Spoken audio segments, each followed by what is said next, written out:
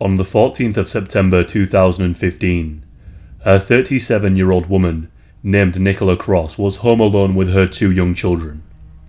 It was quite late at night, so her children were in bed, when all of a sudden, she heard somebody frantically banging at the front door and peering through her windows. This case takes place in a town called Hemel Hempstead in England. Nicola didn't know this man, and of course, she refused the man's request to be let in, and feeling unsafe for her children and herself, she called the police to report what was happening. Her children were called Stanley, who was 6, and Isabella, who was 3. The police came to the area on that night, following the 999 call from Nicola, and also the other residents who had reported the man, stating that he was acting erratically. They detained this man and took him away. The neighbours said that he had knocked on their door muttering something about kids. The man in question was named Marcin Porszynski. He had arrived in the UK to work as a car mechanic, and he had only been in the country for a few months prior to this taking place. He didn't know the family personally, but he only lived a few streets away from where they lived. Nicola was still rather shaken up by the whole ordeal, but little did she know that although the police did detain him, they then later released him that night, as they claimed there was no reason to detain him further, stating that he just appeared a little distant. Marcin returned home and was acting rather strange, to the point that even his housemate became concerned and even contemplated calling the police, a decision he would later regret not doing. Marcin left his house at around 11:30 at night and began to walk straight back to the Cross household, but this time he had a knife in his hand. He managed to make his way back to the street where the Cross family lived, but got to the wrong house and began to smash the patio door to the neighbour's property. The neighbour had just gotten out of the shower and came out to see a deranged man in his house holding a knife. The neighbour shouted at him, "What are you doing here?" Marcin then turned and ran out of the house. Nicola was not yet aware of what had just happened at the neighbour's property. She had just phoned her husband to let him know about what had just happened. Her husband's name was Nicola Cross, and he was away at this time, as he had travelled to Hull on a business trip. He had just gone to bed when he received the phone call from his wife. She told him that a strange man had banged on their front door and had been peering through the windows. Daniel also shared Nicola's concerns, and they started to discuss options as to what they should do. He told her that she should wake up the children immediately and go to his parents' house just to be safe. But before Nicola could even act, Marcin had already made his way back to the house. Whilst she was on the phone to her husband, he began to break through the back door. The neighbours had already called the police to report Marcin breaking into their house, but while the police attended the scene at the neighbour's property, they heard a loud crash, followed by frantic screaming coming from the property where the Cross family lived. Marcin had managed to get in, and while this was taking place, Nicola's husband Daniel was on the line, listening to his wife beg the intruder to leave.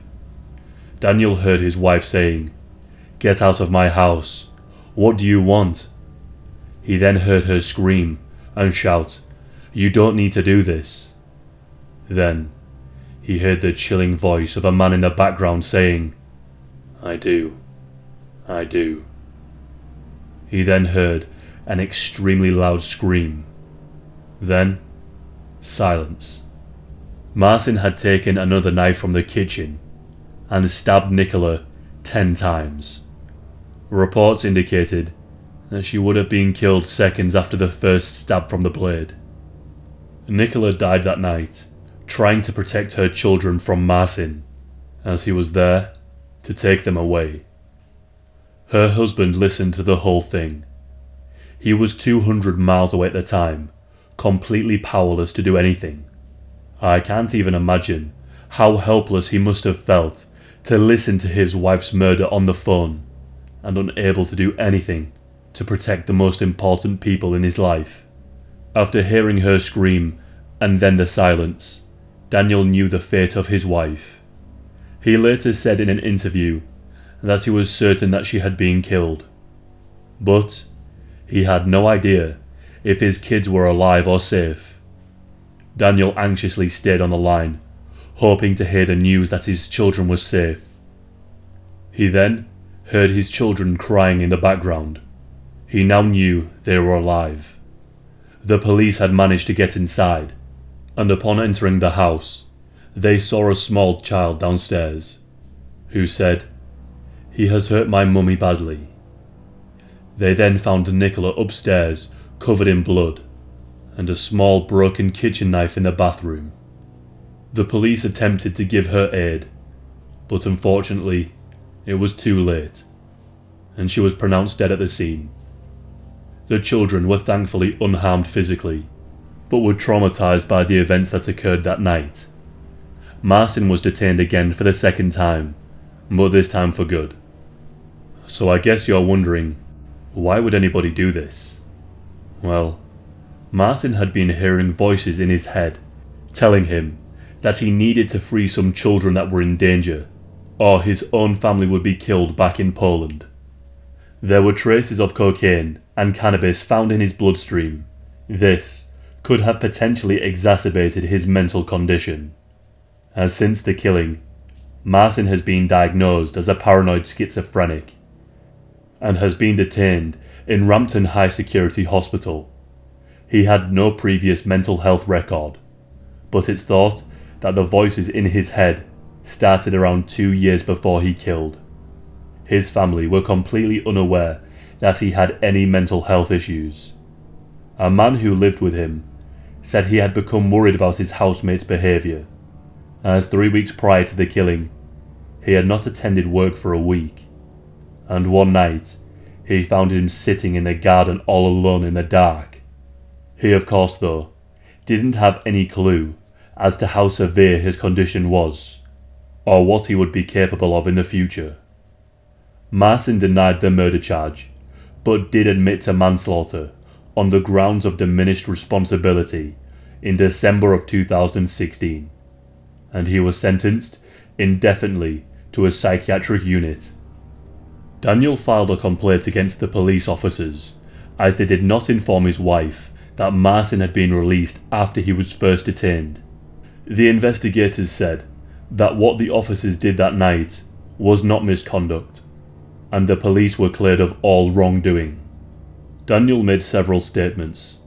He said, "I was on the phone before, during and after. That phone call plays over and over in my head, along with Nikki's screams and her pleading for her life.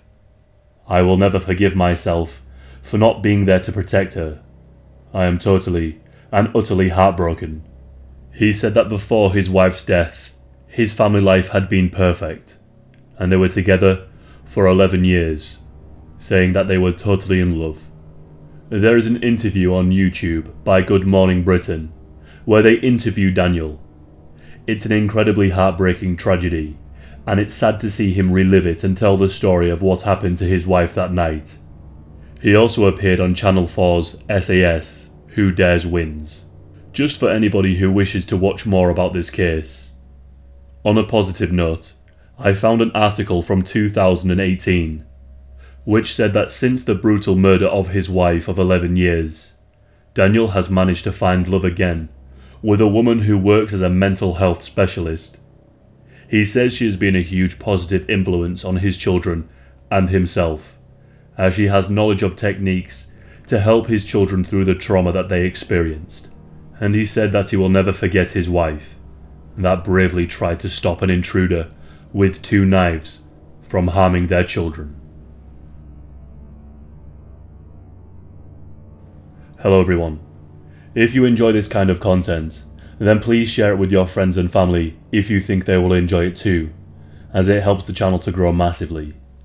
and also leave a like and a comment and subscribe if you haven't already, and hit the notification bell so you never miss an upload, and I'll see you guys in the next video.